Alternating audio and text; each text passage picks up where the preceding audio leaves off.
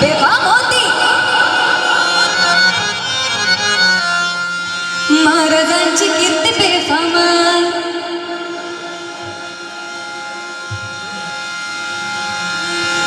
महाराजांची कीर्ती बेफाम. भल्या भल्यानं फुटला घाम.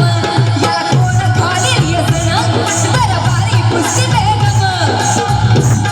बडी बेगम म्हणजे आर्यातील शहाची आई बरं का. नजर येत तिच्या अंगार दरबार झाला गपकार. कुणी घेईना पुढाकार साऱ्यांनीच मांडली हार. इतक्यात अचानक एक सरदार उठला.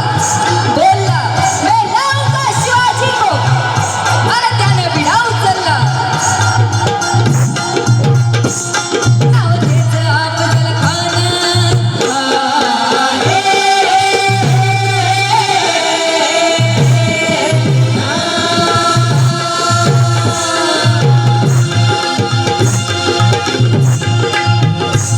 नाव त्याचं अफजल खान.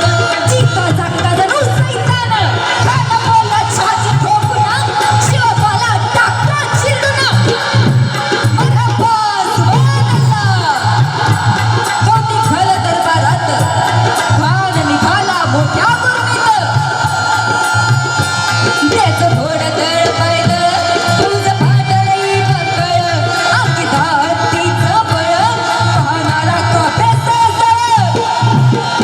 वाटेत भेटेल त्याला चिरडी. खेचीत खानाची सेना निघाली. गावं लुटली. देवळं उद्ध्वस्त केली. आया बहिणीची आबरू लुटली. कोण रोखणार हे वादळ.